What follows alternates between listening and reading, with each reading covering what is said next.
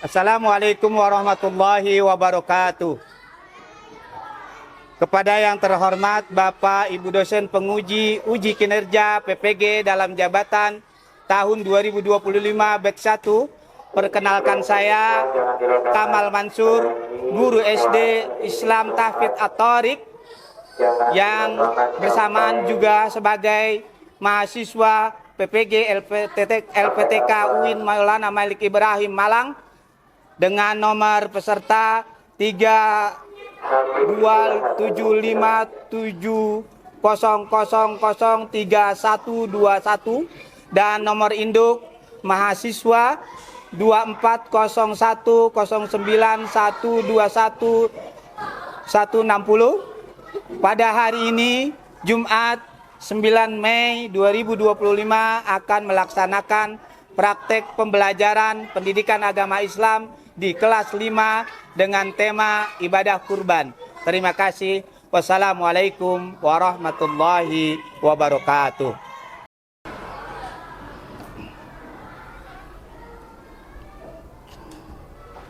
Assalamualaikum warahmatullahi wabarakatuh.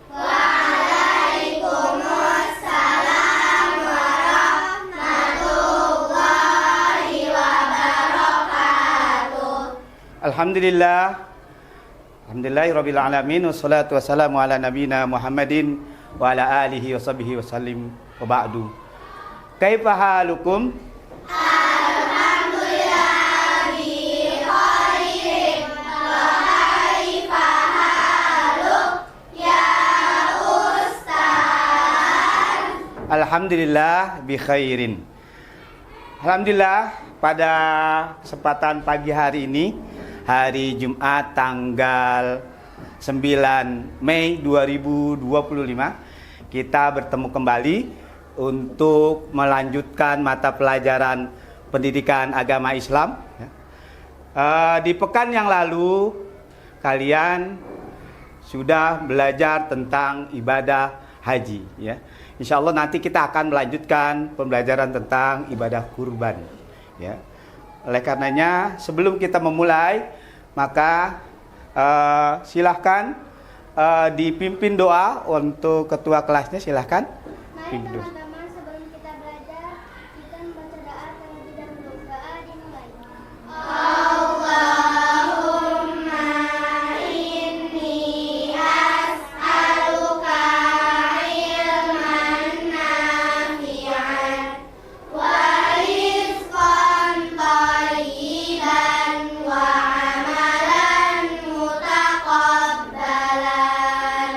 Rabbi zidni ilman warzuqni fahman. Allahumma la sahla illa ma ja'altahu sahla wa anta taj'alul hazna idza syi'ta sahla. Baik, jazakumullah khair ketua kelas yang telah memimpin doa. Dan dengan doa tersebut kita memulai pembelajaran kita pada kesempatan pagi hari ini, dan semoga kalian dalam pembelajaran di hari ini mendapatkan hikmah, manfaat untuk pelajaran hari ini. Baik, anak-anakku sekalian, sebelum Bapak melanjutkan ke kegiatan selanjutnya, yaitu hari ini anak-anakku sekalian, siapa yang tidak hadir? Hadir semua ya? Masya Allah, barakallah ya. Anak-anakku sekalian, belajar ke sekolah itu adalah kewajiban kita sebagai pembelajar yang hebat ya, anak-anak yang solehah insya Allah. Selanjutnya, mari sebelum kita mulai pembelajaran kita, Bapak ingin bertanya terlebih dahulu kepada kalian tentang pelajaran-pelajaran yang sudah lampau, ya, bahwa kita sudah mempelajari tentang ibadah haji, ya, tentang ibadah haji. Ibadah haji itu termasuk rukun Islam yang kelima, ya. Ibadah haji termasuk rukun Islam yang kelima. Untuk siapa ibadah haji itu dilakukan? Untuk bagi siapa yang berangkat ibadah haji itu? Bagi yang mampu, masya Allah, tabarakallah ya. Bagi yang mampu. Selanjutnya di dalam ibadah haji kita akan bertemu dengan satu hari raya, yaitu hari raya Idul Adha. Apa yang dilakukan di sana? Berkurban, masya Allah ya. Yang akan dilakukan di sana adalah berkurban. Baik, sebelum kita masuk kepada materi kita, Bapak akan menayangkan video. Kemudian kalian perhatikan dengan baik video berikut ini ya. Memiliki seorang putra yang sangat dicintainya bernama Ismail. Suatu malam, Nabi Ibrahim bermimpi bahwa Allah memerintahkannya untuk mengorbankan putra tercintanya Ismail. Mimpi ini bukan mimpi biasa. Mimpi itu adalah perintah langsung dari Allah yang harus dipatuhi. Meski hatinya berat, Nabi Ibrahim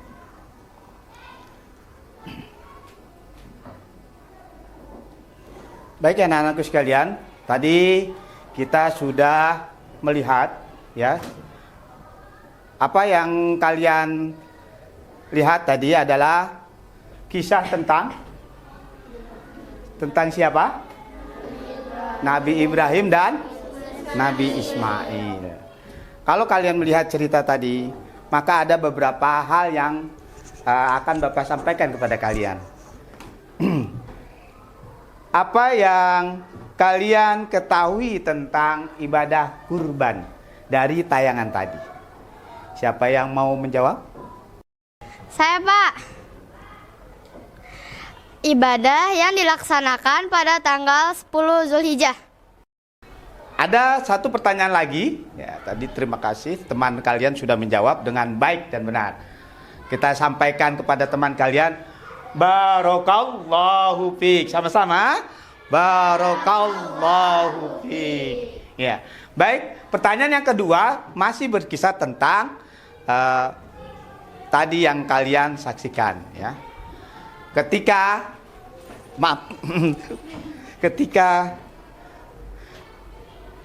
mengapa umat Islam menyembelih hewan kurban pada hari itu? Mengapa umat Islam menyembelih hewan kurban pada hari itu? Ya, Pak, karena pada saat itu kita mencontoh Nabi Ibrahim yang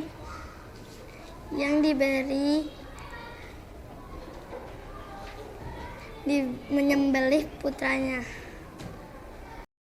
Terima kasih anakku sekalian. Tadi teman kalian sudah menjawab pertanyaan dari Bapak. Yang kedua, kita sampaikan kepada teman kalian, barakallahu fiik.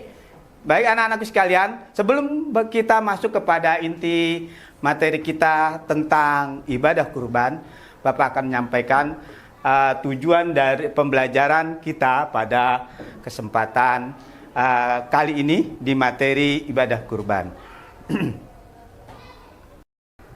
Anak-anakku sekalian, tujuan pembelajaran kita pada kesempatan pagi hari ini ya di materi ibadah kurban yaitu yang pertama, menjelaskan pengertian ibadah kurban dengan tepat. Ya, kemudian kalian diharapkan dapat menganalisis hukum ibadah kurban dalam Islam. Dan yang selanjutnya yaitu nanti kalian diharapkan juga bisa menyusun daftar syarat-syarat hewan kurban yang benar ya. Kemudian terakhir kalian diharapkan bisa menyimpulkan hikmah daripada ibadah kurban pada materi kali ini. Itu tujuan pembelajaran kita yang insya Allah kita akan pelajari bersama-sama. Baik anak-anak sekalian, kita akan belajar tentang kurban di dalam ibadah umat Islam pada kesempatan kali ini. Berikut ke Bapak tayangkan beberapa slide tolong diperhatikan dengan baik dan silahkan dilihat dengan seksama.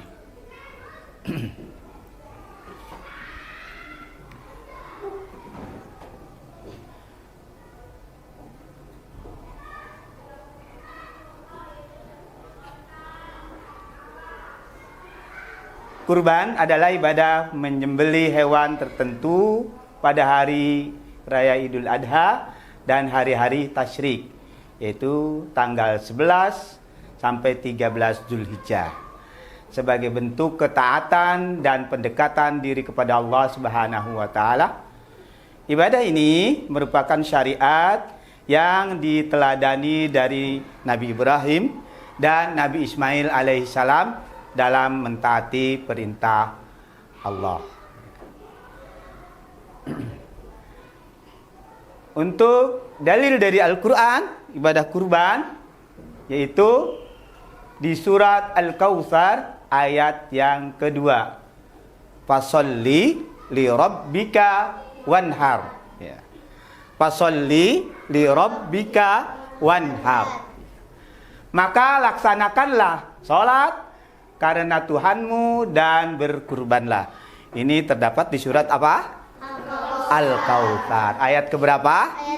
Ayat kedua. Masya Allah. Tabarakallah. Dari dalil Al-Quran ini menunjukkan bahwa kurban merupakan ibadah. Kepada siapa? Allah. Kepada Allah Subhanahu wa ta'ala. Ya. Kepada Allah Subhanahu wa ta'ala. Berkurban. Setelah apa dilaksanakan penyembelihan hewan kurban itu? Setelah sholat Idul Adha. Masya Allah, tabarakallah. Barakallahu fiik. Ya, jadi ibadah kurban ini dilaksanakan setelah sholat Idul Adha. Dalil dari hadis ya yang menerangkan tentang ibadah kurban, Rasulullah Shallallahu Alaihi Wasallam bersabda, yang artinya barang siapa memiliki kelapangan rezeki tetapi tidak berkurban, maka janganlah ia mendekati tempat sholat kami. Hadis ini diriwayatkan oleh Ahmad, Ibnu Majah, dan Al-Hakim. Dan hadis ini derajatnya apa? Hasan, ya. Hadis ini menunjukkan bahwa kurban adalah amalan yang sangat dianjurkan bagi yang mampu. Masya Allah, ya. Baik, kita lanjut. Jenis-jenis hewan yang bisa dikurbankan atau dijadikan hewan kurban, ya. Yang pertama yaitu adalah hewan ternak yang sah, ya. Yang sah menurut siapa? Menurut siapa? Menurut Allah dan Rasulnya, karena sudah sudah disebutkan di dalam ketentuannya, ya. Yang pertama kambing atau domba minimal 1 tahun, ya. Domba itu bisa 6 bulan jika besar, ya. Jadi dia lebih dari 5 bulan. Kemudian sapi atau kerbau minimal 2 tahun umurnya. Kemudian terakhir unta minimal 5 tahun, ya, umurnya. Jadi hewan yang bisa dikurbankan itu dari jenis hewan apa? Hewan ternak, ya. Ini ingat, hewan ternak. Ya. Kemudian ada juga syarat hewan yang bisa dikurbankan. Di antaranya yang perlu kita jadikan perhatian di sini, ya. Hewan tidak sah jika hewan yang dikurbankan tersebut buta, ya. Kemudian pincang, ya, pincang parah gitu, ya. Pincang karena memang dia kakinya sakit gitu, ya. Sakitnya apa? Parah, jadi pincang. Kemudian sakit parah, ya, dan sangat kurus. Kalau kamu punya seekor kerbau terus kerbaunya kurus, banget gitu, yang kelihatan itu kulit dan tulangnya saja, ya ini tidak masuk kepada syarat sah dari hewan kurban. Ya. Baik, kita lanjutkan.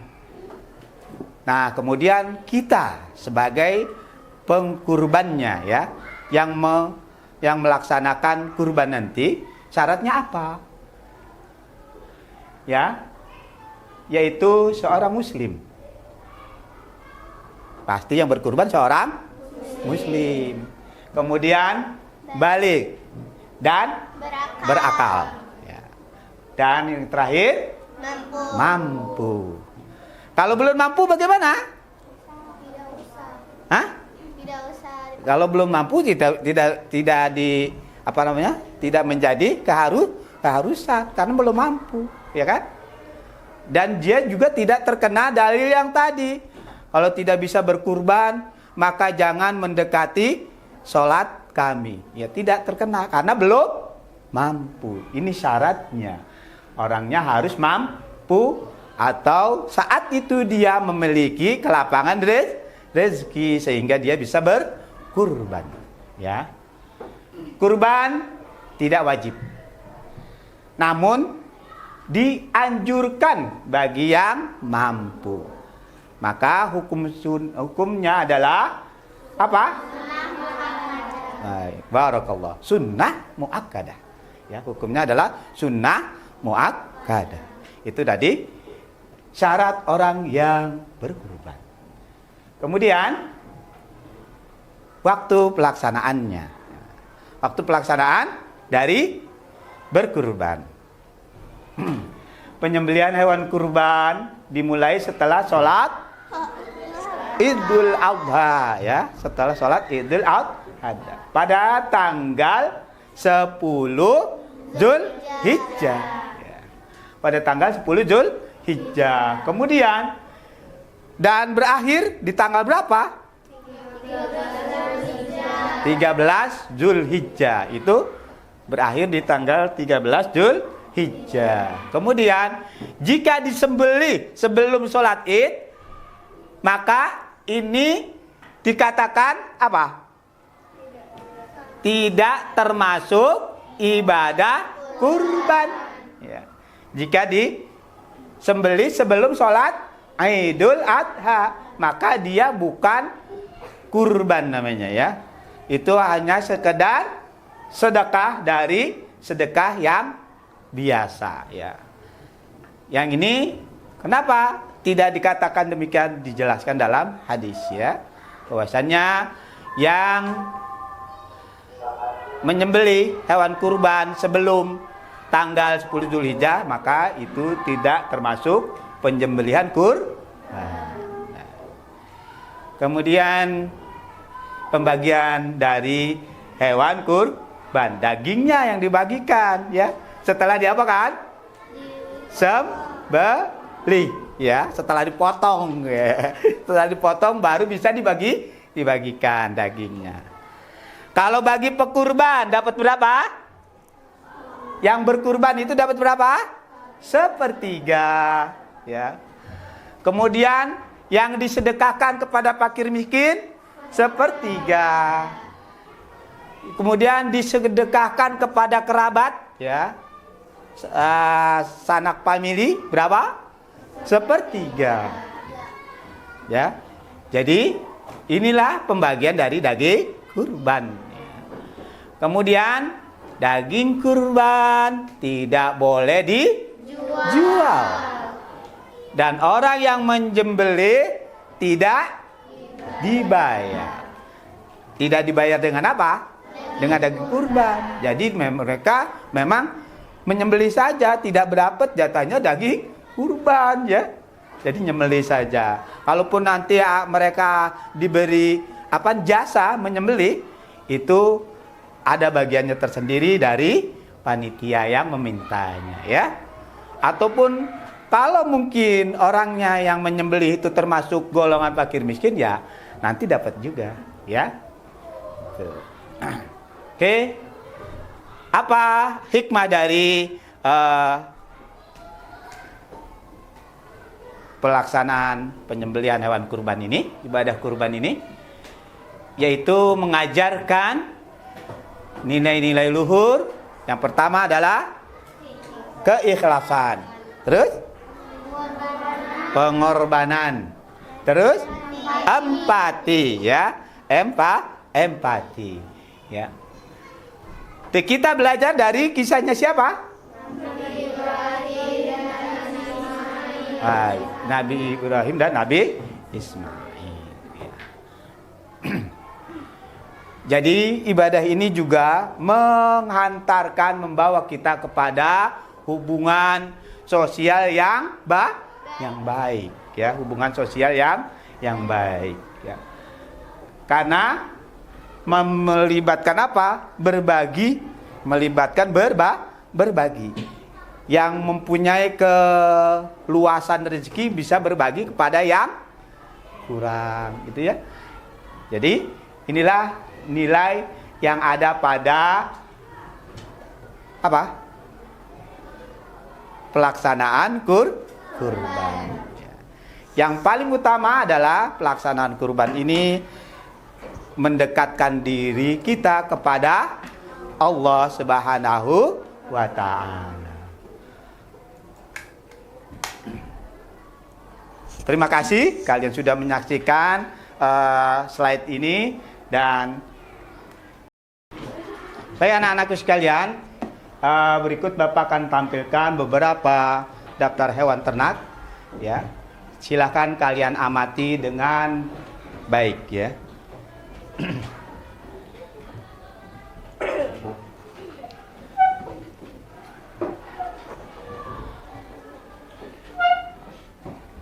Ini ada ayam, kemudian kambing, apa ini, domba, ya. Kemudian sapi, selanjutnya kerbau dan unta.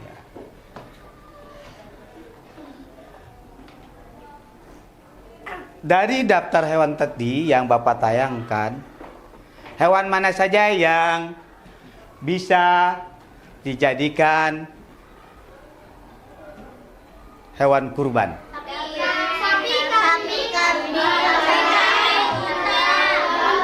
Oke, baik. Sapi, kambing, domba, unta, kerbau. Terima kasih. Baik. Baik anak-anak sekalian, tadi kita sudah menyaksikan beberapa gambar yang memenuhi syarat untuk dijadikan hewan kurban. Baik, Bapak akan membagikan materi pada hari ini dari beberapa kelompok kalian. Silakan dipelajari dengan baik. Kalian insya Allah nanti akan diminta beberapa pertanyaan, ya. Baik anak-anakku sekalian, kita akan melanjutkan pembelajaran kita dengan diskusi kelompok, ya. Anak-anakku sekalian, nanti kalian, maaf, ini lagi dicas. Kalian berdiskusi tentang tadi hewan-hewan yang sudah kalian perhatikan di gambar di slide, ya. Kemudian kalian diskusikan. Yang pertama, kalian diharapkan bisa menyimpulkan, menjawab pertanyaan tentang apa pengertian dari ibadah kurban dan hukum dari ibadah kurban itu sendiri. Kemudian yang kedua, kalian bisa menyimpulkan bersama-sama di kelompok kalian, yaitu syarat-syarat hewan kurban. Kemudian yang terakhir, kalian bisa menyimpulkan hikmah dari berkurban. Ya, silakan kalian kerjakan dengan LKPD yang sudah dibagikan kepada kalian. Terima kasih. Silakan dilanjutkan.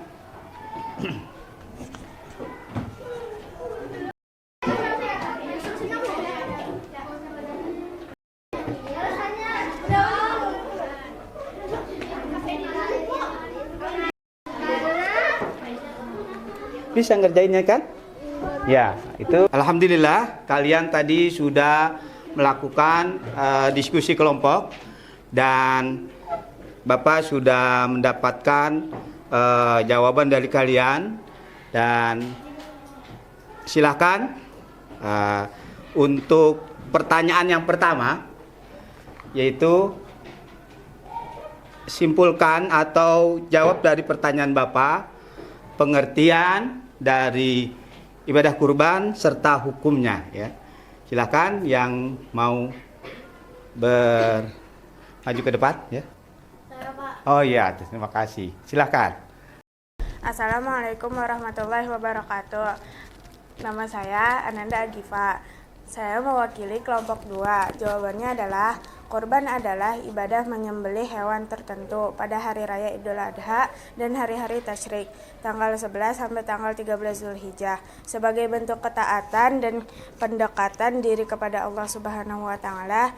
Ibadah ini merupakan syariat yang diteladani dari Nabi Ibrahim dan Nabi Ismail alaihi salam dalam menanti perintah Allah.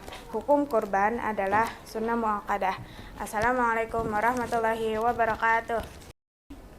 Baik anak-anak sekalian, terima kasih jazakallahu khair ke Ananda Agifa. Kita lanjut untuk pertanyaan yang kedua. Ya, pertanyaan yang kedua dari diskusi kalian yaitu hikmah apakah yang bisa kalian ambil dari keterangan yang atau video yang sudah kalian dapatkan tadi, yang sudah kalian saksikan, hikmah dari berkurban ya. Kepada siapa yang ingin menyampaikan hikmah dari berkurban? Oh iya, Karen ya, Masya Allah ya, Masya Allah. Baik, anak-anak Karen boleh maju ke depan. Assalamualaikum warahmatullahi wabarakatuh. Saya Karen dari kelompok 1. Jawabannya adalah hikmah kurban. Pertama, berkurban merupakan perintah yang agung dari Allah Rabbil Alamin. Al-Kautsar ayat 2. 2. Berkurban merupakan salah satu bentuk mensyukuri nikmat-nikmat Allah. Al-Hajj ayat 34. 3. Berkurban merupakan salah satu contoh untuk meraih ketakwaan kepada Allah Subhanahu wa taala. Al-Hajj ayat 37. Terima kasih. Assalamualaikum warahmatullahi wabarakatuh. Waalaikumsalam warahmatullahi wabarakatuh. Kita sampaikan ucapan barakallahu fiik. Silakan anak Karen kembali ke halamannya, ke kelompoknya. Baik, kita lanjutkan pertanyaan berikutnya adalah daftar syarat hewan kurban. Syarat-syarat hewan kurban. Siapa yang tahu syarat-syarat hewan kurban? Oh iya, siapa ini namanya? Kaila, Masya Allah, tabarakallah. Baik, Kaila, silakan. Assalamualaikum, nama saya Kaila dari kelompok 3. Jawaban saya ini daftar syarat hewan kurban.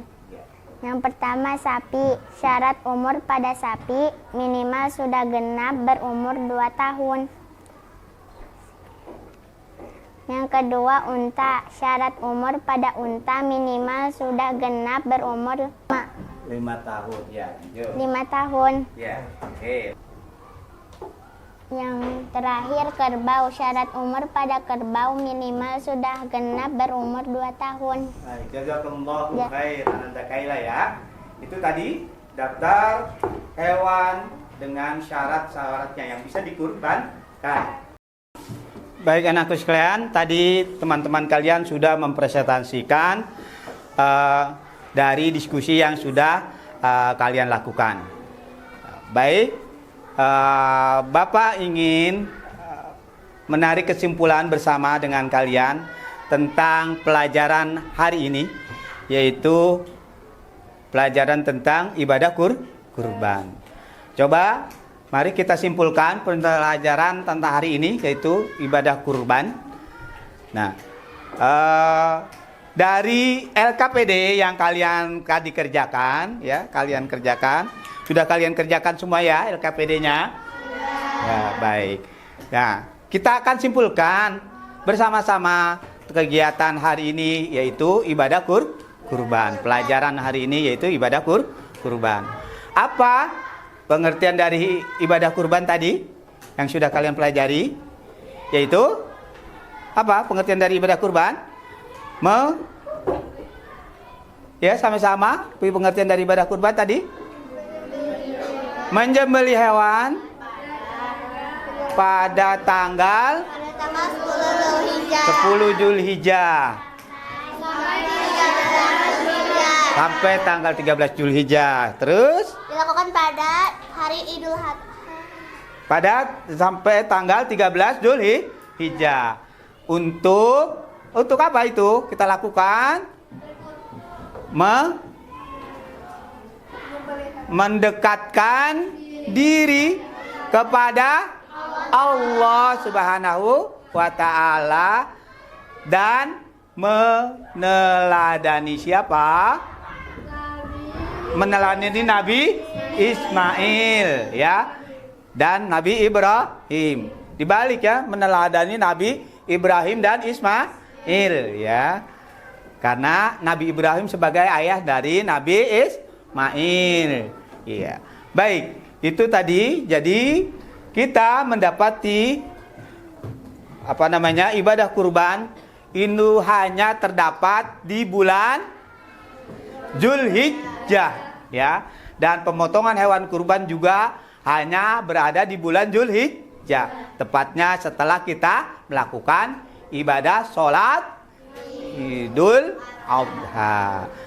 Itu yang bisa kita simpulkan ke pembelajaran pada hari ini, yaitu tentang ibadah kurban. Baik anak-anak sekalian, silakan LKPD-nya dikumpulkan. Ya, dikumpulkan sama-sama, silakan.